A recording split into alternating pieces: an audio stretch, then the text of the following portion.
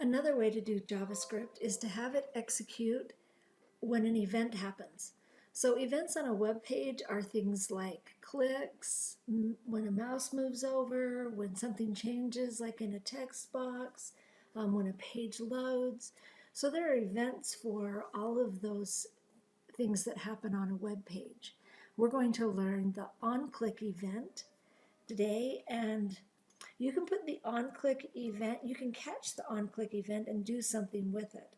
So let's use an HTML tag. Notice that I'm outside of the script tags because I'm going to add an HTML element. So, and this is a button and it's an opening and closing tag. Anything I put between the opening and closing tag will be what's typed on the button. We want to identify what type it is. There's only three types of buttons. There's a reset, a submit, and just a button type, and the button type is what we want. So I'm going to put the button type, and let me show you what this looks like on the web page. So when I add a button, this is what I get. And notice the words or whatever was between the opening and closing tag. Now notice when I click on it, nothing is happening. But that's an event. That's an on-click event. So we can go and say to do something when that event happens. And the way that we do that is we add another attribute in that opening tag. It's called OnClick. And it says, okay, when this clicks, do this. So let's go ahead and just put an alert in there. We already know what an alert is.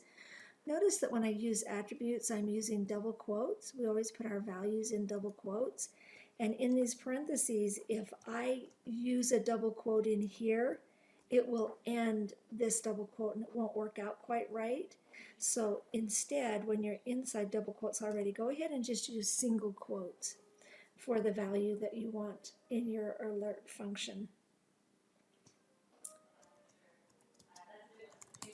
All right, so I can just put something in there and I can save the page. And now when I go back and load it, notice that the prompt is happening all the time, right? It comes up on load and it just happens all the time. When that page loads, it just goes in order and loads it. But now that alert is not happening because it's associated with an event, specifically with the OnClick event. So it won't happen until that event happens. And so if I go to the button, I click it, that causes that OnClick event. Okay, so here's our first chance to see what error is. Something's not happening we expect it to. This is an ideal time to go to the console. So I'm going to go to, I right click and click inspect.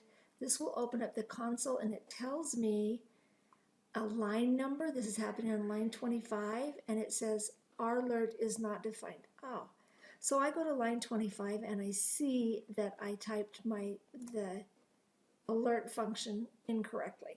So I save that. This is a really nice tool to be able to use this console window for clearing up these kind of details. So now let's refresh. And again, we type in the name because that always happens. And then we have this button and we click there, cause the event, and there it pops up. It says hi there. So this alert didn't happen until the OnClick event happened. So we can control things to happen based on events. So this is a different way to approach programming. It's called event handling, and it's when things don't happen until an event triggers it. Okay, so now another thing that we can do, notice that what we did here is we called a built-in JavaScript function.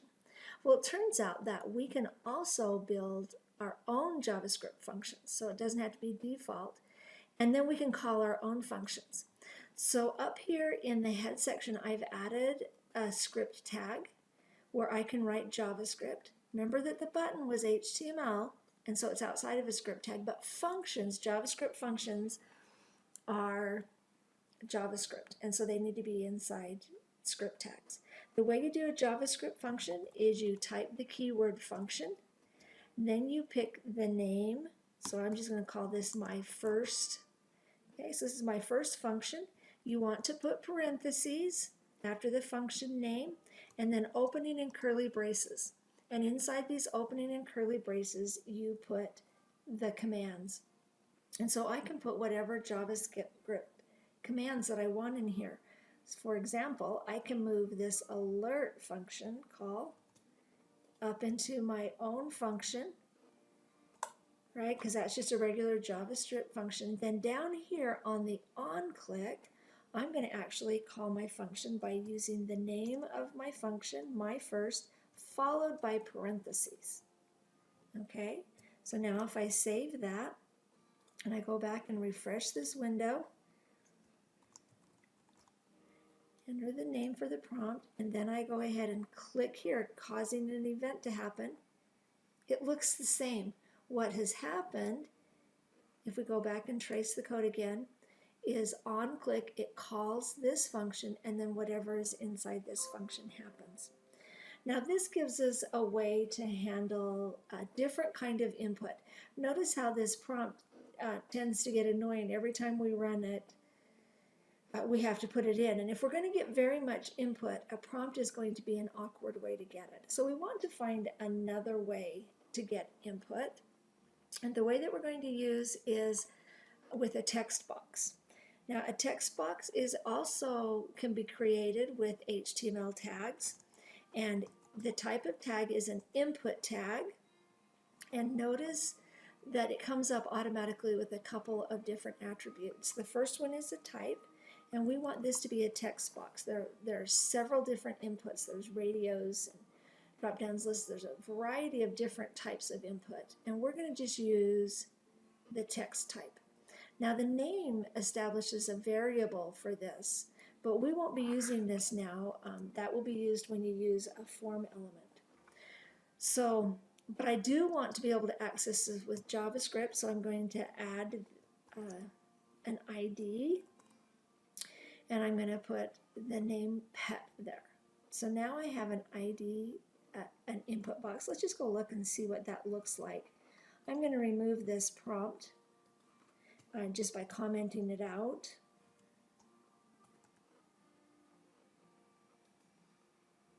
Oh, I'm speaking JavaScript and I'm using an HTML comment.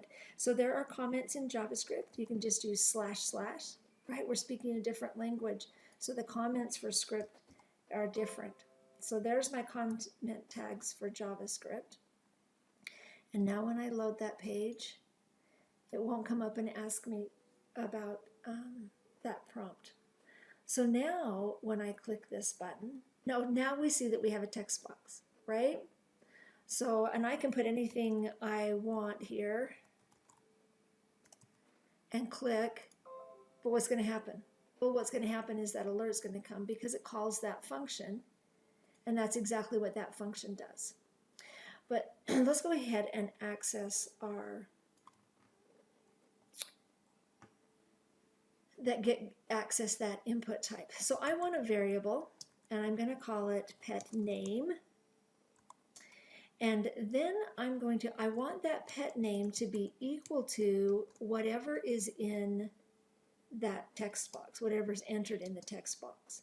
So I'm going to use the variable pet name and then the assignment operator, and then I'm going to go get the value from the text box.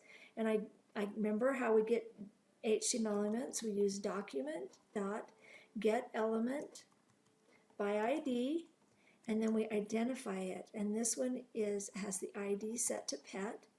So now that's how I access this element. But what I want from this element, I don't want to use inner HTML. Remember, that changes the content, and that won't be effective in input because there's nothing between the opening and closing tag. What I want to do is get the value of this element. So this is something different that we can do with it, is go get this element and get its value.